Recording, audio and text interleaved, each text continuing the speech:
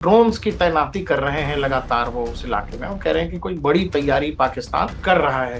और 3 नदियाँ जिनका बहाव ज़्यादा है वो पाकिस्तान के पास है। पहली बात तो ये जो समझौता हुआ ये समझौता ही गलत हुआ। उनको कोई भी बयान देना होता है, वो बयान देता कौन है? सिर्फ़ एक बंदा देता है, उनका डिफेंस मिनिस्टर ख्वाजा। ख्वाजा जी का काम सिर्फ़ एक ही है, ऊल-जलूल बयान देना और उसके अलावा कोई बयान वो नहीं देते हैं। एक इंसान को सिर्फ़ नॉर्मल तेल, पानी और छोटी-मोटी ज़रूरतों के लिए अगर आप गोलियों से भूनना शुरू कर दोगे तो इसका मतलब आपके अपने दिमाग में, आपकी अपनी पॉलिसियों में कहीं न कहीं कोई कमी है। भारत का नाम लो, सारी की सारी अवाम इकट्ठी हो जाएगी। उन्होंने एक सूत्र बनाया हुआ है सिर्फ़ उसके लिए, भारत पर अटैक। हमें न्यूट्रलाइज़ करने की ज़रूरत है, वरना कहीं न कहीं बांग्लादेश को हम जितना ही फ्री में कुछ भी दे दें, हम कितना ही अपने रास्ते दे दें उसको उसके व्यापार के लिए, हम कितना ही अपना ट्रांसमिशन लाइन दे दें कि वो नेपाल से भी बिजली ले ले, वो भारत से भी बिजली ले ले, उसने इतनी बिजली ले रखी है कि उसका उसने पैसा आज तक वापस नहीं करा भारत से। विकास सर, एक खबर आती है, ख्वाजा आसिफ वहीं टेलीविजन पर बैठा था और उससे पानी पर बात हो रही थी। पाकिस्तान में अकाल पड़ रहा है, पानी की हालत बड़ी खराब है। ख्वाजा आसिफ ने कहा कि हमारा पानी कोई रोकेगा तो हम तो, ये तो हमारी आखिरी वो है, पॉलिसी है, और हम तो फिर वो कर देंगे, हम तो एकदम कर देंगे जी। और एक और कोई मंत्री बैठा हुआ था, वो भी किसी चैनल पर, मतलब ये लोग रोज युद्ध की घोषणा कर रहे हैं। और ऐसा बताया जा रहा है कि कोई 8 ब्रिगेड है पाकिस्तान आर्मी की, वो भी इन्होंने एलओसी के पास, और बाकायदा ड्रोन कॉम्बैट वगैरह भी उन लोगों ने वहां पर लगाई है। इसके अलावा बता नहीं, लोग कह रहे हैं एआई सर्विलेंस वगैरह, और मतलब ड्रोन्स की तैनाती कर रहे हैं लगातार वो उस इलाके में। वो कह रहे हैं कि कोई बड़ी तैयारी पाकिस्तान कर रहा है। आप ज्यादा नजर भी रखते हैं पाकिस्तान में जिस तरह की अस्थिरता है, पीओके से लेके बलूचिस्तान तक, और वो जो पूरा इलाका है डूरन लाइन, वो तो कभी भी एक्टिव हो जाता है। आप क्या देख रहे हैं इसमें? और ये उस समय सब खबर आ रही है जिस समय अभी खबर आई कि भारत, जो सिप्री वाली रिपोर्ट थी कि भारत अपने न्यूक्लियर आर्सेनल को रेडी टू फायर मोड में रखे हुए है। इन सब चीजों को देखकर क्या लग रहा है? क्या पाकिस्तान मतलब फिर कुछ करने की फिराक में है, कर सकता है? देखिए प्रकाश जी, इसी के ऊपर मैंने अपने चैनल बूट्स एंड बॉर्डर पर एक वीडियो बनाया हुआ है, जिसके ऊपर मैंने बताया कि पाकिस्तान में इस वक़्त चल क्या रहा है और पाकिस्तान क्या करने की कोशिश कर रहा है। ऑलरेडी मैंने बनाया हुआ है। लेकिन आपने जो क्वेश्चन पूछा ना बड़ा पर्टिकुलर है, कि क्या पाकिस्तान हमारे ऊपर कुछ युद्ध थोपने की तैयारी कर रहा है? कि उन्होंने अपनी ब्रिगेड वहाँ भेज दी है, अपना एयर डिफेंस सिस्टम को थोड़ा-सा आगे कर दिया है या फिर उनके जो ड्रोन्स हैं थोड़े आगे जा रहे हैं। देखिए, पाकिस्तान ये साइंस दे रहा है, वो हम पे थोड़ा-सा दबाव बनाने की कोशिश कर रहा है, कि आप हमारा जो पानी है उसको मत रोकिए, हम प्यासे मर जाएँगे। उनकी जो टंकी में चाय बनती है ना, प्लास्टिक की टंकी में चाय बनती है, उसके लिए पानी कम पड़ जाएगा। पहले ही आटा कम है, बिजली कम है, अब एक पानी भी कम हो जाएगा तो फिर वो लोग जाएँगे कहाँ? उन लोगों की सबसे बड़ी प्रॉब्लम उनके दिमाग में है। भारत ने पानी रोका किस लिए? भारत ने कब रोका? जब वो अपनी बातों से हमेशा मुकरते रहे। जब भारत के ऊपर उन्होंने पहलगाम के अंदर हमारे 26 निर्दोष लोगों को मारा, उसके बाद भारत ने ये कदम उठाया है। वरना पिछले 60 सालों से वो लोग उस पानी को एन्जॉय कर रहे हैं ना। पानी बह रहा है, पानी को कोई रोक नहीं रहा है। लेकिन वो पानी जो कि देखिए 6 नदियों का पानी है, उसमें से जो 3 नदियाँ कम पानी जिनके अंदर बहाव कम है, वो भारत के पास है और 3 नदियाँ जिनका बहाव ज़्यादा है, वो पाकिस्तान के पास है। पहली बात तो ये जो समझौता हुआ, ये समझौता ही गलत हुआ। समझौता सही तरीके से नहीं किया गया, पाकिस्तान के पक्ष में ज़्यादा झुका हुआ है। नंबर 1 बात। नंबर 2, अगर आप हमारे यहाँ पे खून बहाएँगे, तो क्या हम आपको पानी देंगे? हाँ, हम नहीं, तो पानी नहीं नहीं देंगे। देंगे। बिल्कुल नहीं मिलेगा आपको पानी। बेशक आप अपनी ब्रिगेड वहाँ पर लगाइए, आप अपने ड्रोन्स वहाँ पर लगाइए, उससे फ़र्क नहीं पड़ता है। ऐसा देश अगर कुछ कर रहा है, देखिए आप एक आपको ना एक पैटर्न समझने की ज़रूरत है इसमें प्रकाश जी। हमेशा पाकिस्तान में जब भी कोई ऊल-जलूल उनको कोई भी बयान देना होता है, वो बयान देता कौन है? सिर्फ़ एक बंदा देता है, उनका डिफेंस मिनिस्टर, ख्वाजा, ख्वाजा जी। ख्वाजा जी का काम सिर्फ़ एक ही है, ऊल-जलूल बयान देना और उसके अलावा कोई बयान वो नहीं देते हैं। हम लड़ाई छेड़ देंगे। देखिए सारा का सारा सोशल मीडिया के ऊपर पड़ा हुआ है, हम भारत की ईंट से ईंट बजा देंगे, हमने ये कर दिया, हमने वो कर दिया, हमारे ड्रोन्स दिल्ली तक पहुँच गए, हमारे ड्रोन मेरठ तक पहुँच गए, अगली बार हम ऐसे करेंगे, वैसे करेंगे। लेकिन उसमें कोई कॉन्क्रीट चीज़ आपको दिखती नहीं है। ये सारी की सारी चीज़ें, ये पैटर्न चल क्यों रहा है? जब-जब पाकिस्तान के अंदर उनके इंटरनल कॉन्फ्लिक्ट्स बहुत ज़्यादा बढ़ जाते हैं, उस वक़्त उनको कोई ना कोई स्केपगोट चाहिए। वो स्केपगोट किस लहजे में उनको चाहिए? उनको चाहिए अपने बॉर्डर्स को गरम करके। अभी इनिशियली उन्होंने क्या किया? जब बलूचिस्तान ने हर हफ्ते उनकी ट्रेनों को उड़ाया है, उसके बाद जॉइंट अवामी एक्शन कमेटी यहाँ पीओजेके में बिल्कुल वहाँ पे उन्होंने हल्ला मचा रखा है और उनका रीज़न सही है। एक इंसान को सिर्फ नॉर्मल तेल, पानी और छोटी-मोटी ज़रूरतों के लिए अगर आप गोलियों से भूनना शुरू कर दोगे, तो इसका मतलब आपके अपने दिमाग में, आपकी अपनी पॉलिसियों में कहीं न कहीं कोई कमी है। उस कमी को उनको दूर करने की ज़रूरत थी। एक देश जिन्होंने उसको आज़ाद कश्मीर बनाया हुआ है, उसकी मिलिट्री और उसकी जो फॉरेन पॉलिसीज़ है, उसको आपने अपनी तरफ रखा हुआ है, बाकी सारे के सारे उनके हाल पे छोड़ा हुआ है। और उनको आप दे क्या रहे हो? कुछ भी नहीं। बदले में मिलती है उनको, सिर्फ जब वो कुछ माँगते हैं तो उनको गोलियाँ मिलती हैं। इन सारी चीज़ों से अपनी आवाम का ध्यान भटकाने के लिए ये लोग सबसे पहले क्या करते हैं? अफ़गानिस्तान के ऊपर एयर स्ट्राइक करते हैं। फिर दोबारा से एयर स्ट्राइक करते हैं, फिर तिबारा से एयर स्ट्राइक करते हैं, लेकिन हर बार रिटेलिएशन और तगड़ा होना शुरू हो जाता है। नेक्स्ट टाइम और तगड़ा रिटेलिएशन आता है, उसके बाद और भी ज़्यादा तगड़ा रिटेलिएशन आता है अफ़गानिस्तान की तरफ से।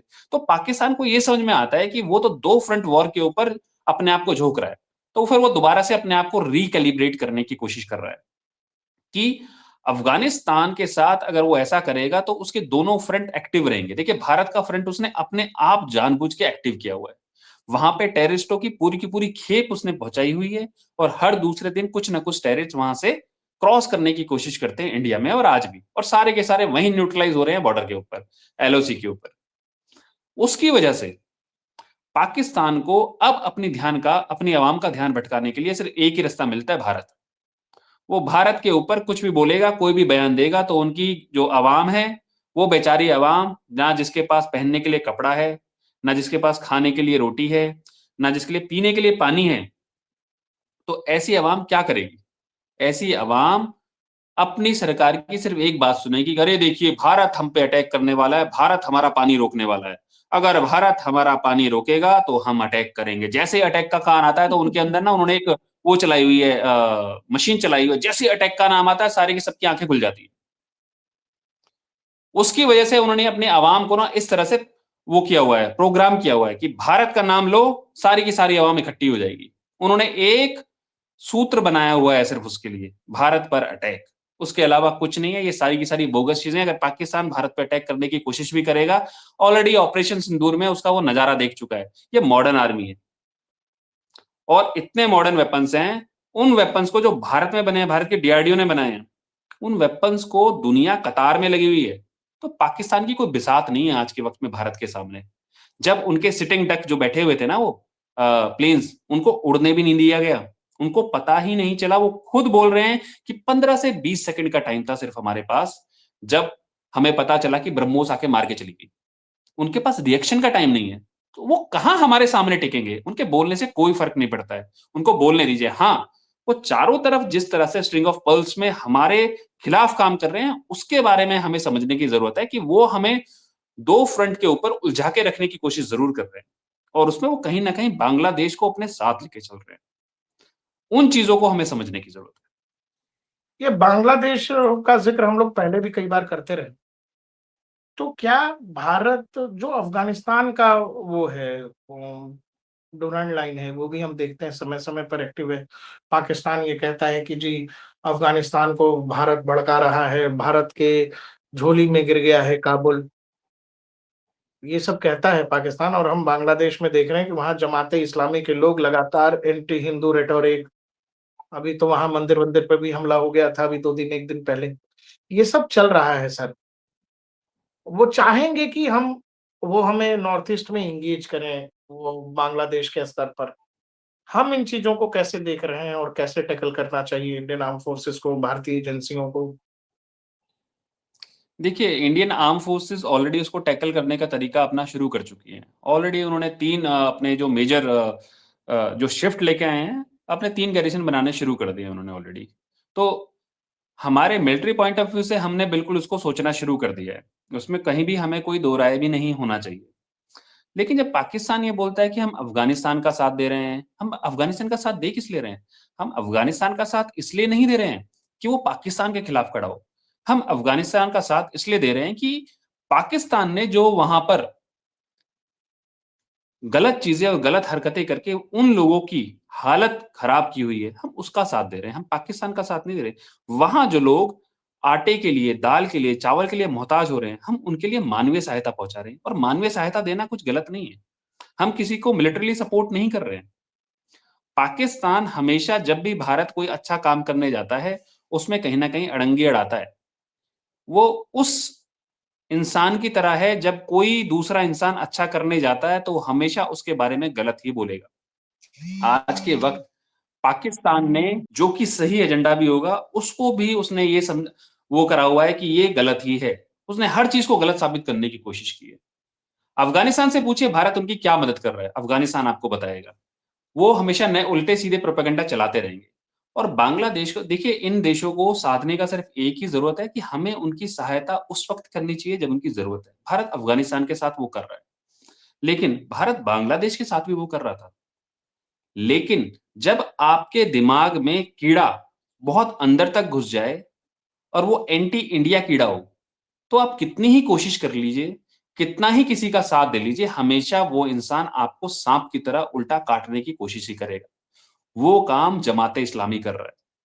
जमात-ए-इस्लामी इस वक़्त भारत के खिलाफ जो काम कर रहा है, वो सारा का सारा बांग्लादेश जो बॉर्डर है, उस बांग्लादेश बॉर्डर के ऊपर उसने अपनी एक लीनियर अप्रोच बनाई हुई है कि जितना भी बॉर्डर वाला एरिया है, भारत से लगता है, वहाँ पे उसको अपनी जड़ों को और ज़्यादा मजबूत करना है। हमें इन चीज़ों को न्यूट्रलाइज़ करने की ज़रूरत है। देखिए, आज बांग्लादेश अगर भारत के खिलाफ कहीं जा रहा है, तो उसमें कहीं न कहीं जो हाथ है, वो जमात-ए-इस्लामी और पाकिस्तान की आईएसआई का बहुत बड़ा हाथ है। उन चीज़ों को हमें न्यूट्रलाइज़ करने की ज़रूरत है, वरना कहीं न कहीं बांग्लादेश को हम जितना ही फ्री में कुछ भी दे दें, हम कितना ही अपने रास्ते दे दें उसको उसके व्यापार के लिए, हम कितना ही अपना ट्रांसमिशन लाइन दे दें कि वो नेपाल से भी बिजली ले ले, वो भारत से भी बिजली ले ले।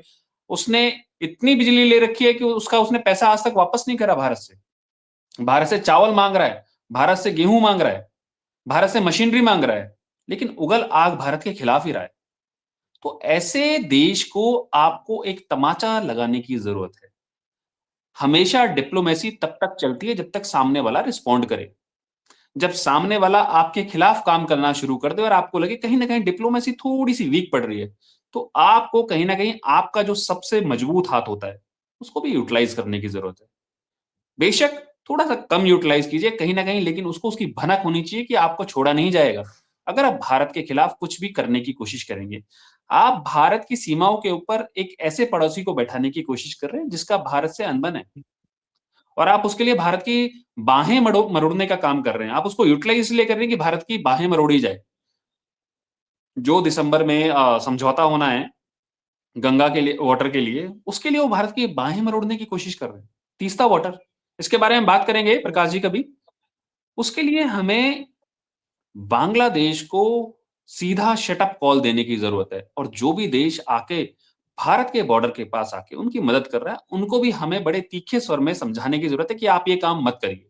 अगर आप ये काम करेंगे तो ये हमारी इंटरनल पॉलिटिक्स जो आप कर रहे हैं यहाँ पे वो हमारी इंटरनल जो सिक्योरिटी है उसके लिए खतरा है। तो आप ये पॉलिटिक्स अपने देश में रखिए, इस देश में आके मत करिए। इसमें कहीं न कहीं देखिए जो तीस्ता जो समझौता है ना, इसकी जड़ें आज से नहीं है, ये 2011 से हैं। पश्चिम बंगाल में जो गवर्नमेंट 2011 में थी, उसने ये समझौता करने से मना कर दिया था। आपको शायद पता होना चाहिए। उसमें उसी वजह से ये तीसरा समझौता नहीं हुआ। तो कहीं न कहीं कल्प्रिट लोग बहुत सारे मिलेंगे आपको इसके अंदर। इसके बारे में फिर कभी बात करेंगे प्रकाश जी, और बताइए? ठीक है। Thank you sir. सर बहुत-बहुत शुक्रिया हमारे साथ ये बातचीत करने के लिए, हमारे दर्शकों को इतना अपना कीमती समय देने के लिए बहुत-बहुत धन्यवाद। दर्शकों, विकास सर का अपना भी एक चैनल है। बहुत मेहनत कर रहे हैं, बहुत मेहनत कर रहे हैं और साथ में समय निकाल कर बड़ी मुश्किल से वीडियो सर रिकॉर्ड करते हैं और उस पर अपने वीडियोज़ डाल रहे हैं। इसके अलावा सर का ट्विटर हैंडल भी हम लोग वीडियो में लगाते ही हैं। सर को ज़रा सब्सक्राइब करिए, सर का अपना चैनल जो है वहाँ जाकर के सब्सक्राइब करिए, लाइक करिए, शेयर करिए। सर का ज़रा मनोबल बढ़ाइए क्योंकि सर इधर वीडियो डालना कम कर दिए हैं। रिकॉर्ड भी थोड़ा धीरे-धीरे कर रहे हैं। हाँ sir. Thank you Prakash ji मेरे सपोर्ट करने के लिए, और दर्शकों से मेरी भी यही गुजारिश है कि मेरे चैनल को पक्का सपोर्ट करिए। बाकी जय हिंद, जय भारत। जय भारत सर।